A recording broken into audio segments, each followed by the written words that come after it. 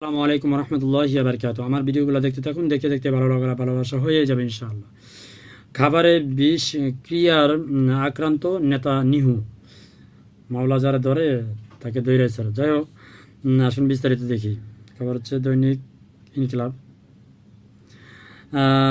ইসরায়েলের প্রধানমন্ত্রী Benjamin Netanyahu খাদ্য বিষক্রিয়ায় আক্রান্ত হয়েছেন।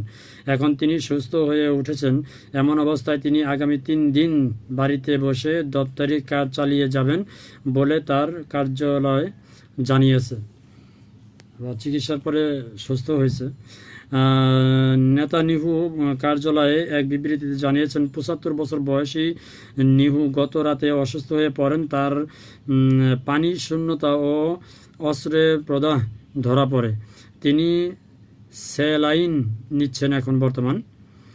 বিবৃতিতে বলা হয়, চিকিৎসকদের পরামর্শ অনুযায়ী প্রধানমন্ত্রী আগামী 3 দিন বাড়িতে বিশ্রাম নেবেন এবং সেখান থেকেই রাষ্ট্রীয় দায়িত্ব সামলাবেন।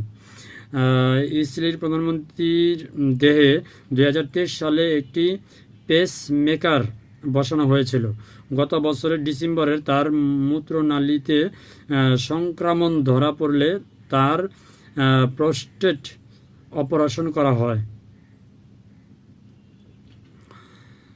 এই আসলে কি বলবো, বলার মতো কিছু নেই।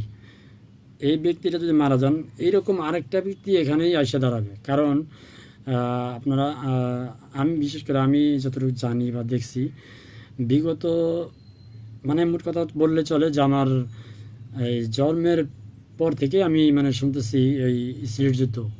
তারপরে এখন শুনতেছি 1971 সাল থেকে মোটামুটি যুদ্ধ চলতেই আছে। 1946 সালের 1947 সাল থেকে যুদ্ধ চলতেছে। যখন দেশটি ঘোষণা দিচ্ছে যে এই দেশটা আমাদের, তখন থেকেই এই যুদ্ধ চলতেছে এখন পর্যন্ত। তো যেই সরকার আসতেছে সেই কিন্তু এই যুদ্ধ চালাইতেই আছে। আসলে আরব দেশগুলোর ঘুম কবে ভাঙবে আল্লাহ তাআলা ভালো জানে। এদের আসলে ঘুম ভাঙবেও না, কারণ এরা হচ্ছে পশ্চিমা বিশ্বের পাওচাটা গোলাম। তো আমাদের আসলে দোয়া করা ছাড়া আর কোনো উপায় নেই, আর কোনো গতি নেই। আমরা দোয়াই করতে পারবো। সবাই দোয়া করবেন মুসলিমবাসীদের জন্য। ধন্যবাদ সবাইকে। আসসালামু আলাইকুম রহমতুল্লাহি ওয়া বারাকাতুহু।